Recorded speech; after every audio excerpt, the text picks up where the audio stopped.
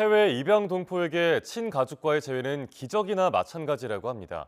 하지만 희박한 확률을 뚫고 기적처럼 가족을 찾더라도 막상 가족이 만남을 거절하는 등 저마다의 사연으로 재회가 무산되는 경우도 종종 있는데요.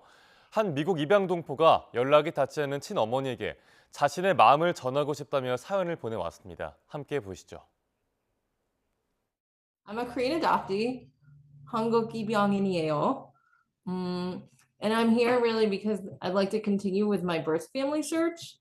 I did some searching, a couple times when I went back to Korea, and I'd like to try a little bit more.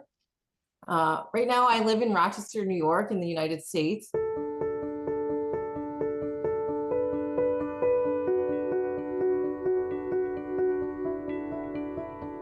I think there were like different times in my life where, I struggled.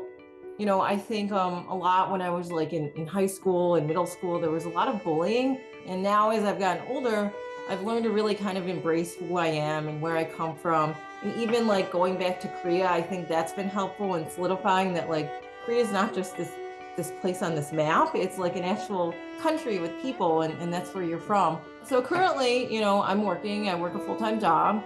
I work in the special education field. When I'm not working, like in my spare time, one of the things I really like doing is I like to act in films. I've done a couple of like small commercials, and I do a lot in like the local film community, like short films and movies and things like that.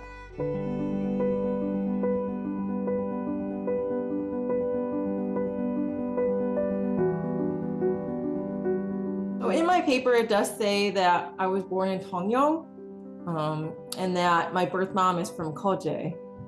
And, it says that she didn't graduate with like a high school diploma. I think it says she graduated from middle school.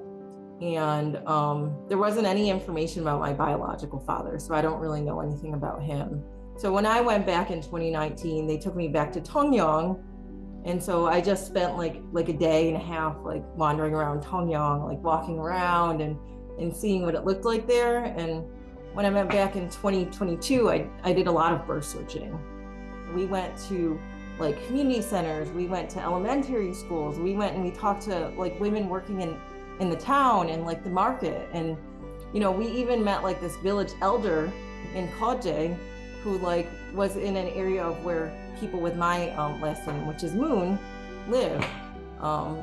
And so we found out there were all these different places where Moons live in Koje.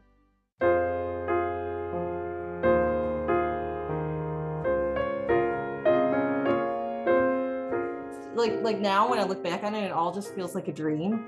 All these people were so kind, and they just wanted to help find someone to give me a lead. And and we think that we found a woman that might be my mom, but she just who if it was her, she wasn't ready to like talk about it.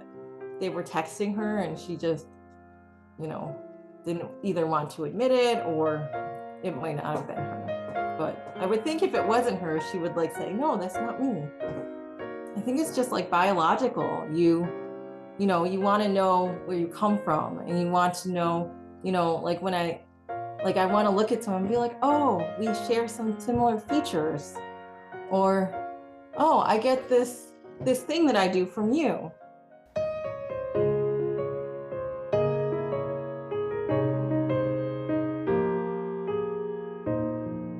Back then, probably she didn't speak any English.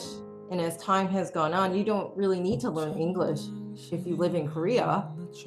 So I wanted to be able to even have just like a basic conversation on my own without a translator. And I wish that you yourself had your best life, because I think it was probably hard for you to make that decision. I've watched a lot of documentaries about that.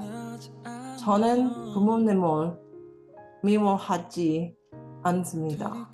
언젠가 저 낳아주신 부모님을 만나고 싶습니다. 직접 얼굴을 보며 이야기를 나누고 싶습니다. 연락 기다리겠습니다.